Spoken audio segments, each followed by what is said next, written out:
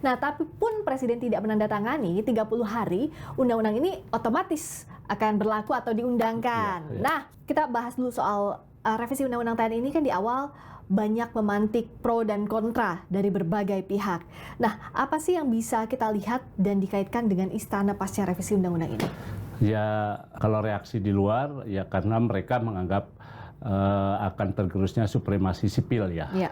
Nah, di dalam juga barangkali juga hampir sama, karena makin banyak perwira militer aktif yang masuk tanpa berhenti dulu atau mundur, ya, itu membuat para aparatur sipil negara ASN di istana juga khawatir gitu.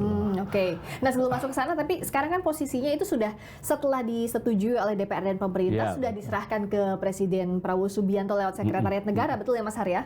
Ya, jadi memang setelah diwarnai berbagai penolakan ya oleh sejumlah elemen aksi mahasiswa maupun masyarakat sipil, revisi Undang-Undang TNI itu akhirnya disetujui oleh pemerintah dan DPR, dan itu catatan saya itu pada tanggal 20 Maret. Nah, hari itu juga setelah sidang paripurna di DPR itu langsung dikirim surat untuk menandatangani dan juga untuk naskah final dari DPR untuk ditandatangani oleh Presiden Prabowo tanggal itu. Tapi sampai saat ini saya dapat informasi itu belum ditandatangani.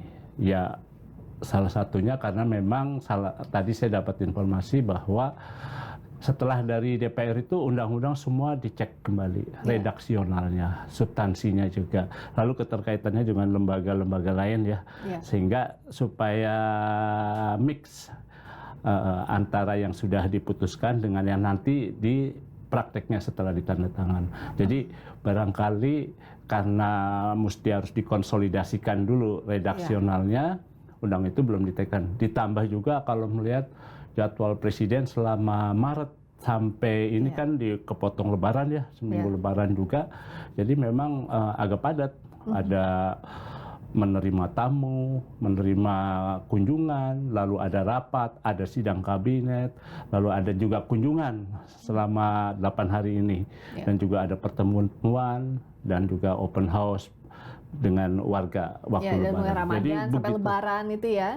Jadi begitu padatnya, jadi kelihatannya belum bisa. Selain padatnya agenda, Mas Har, apakah bisa kita lihat bahwa Presiden Prabowo Subianto ini tetap berhati-hati sebelum menandatangani, meskipun pada saat itu kan sudah disetujuinya oleh pemerintah juga. Iya. Nah, tapi Presiden Prabowo Subianto di sisi pemerintah tidak cepat-cepat untuk menandatangani pasca undang-undang itu disetujui. Secara prosedural memang begitu, di Seknek itu kalau ada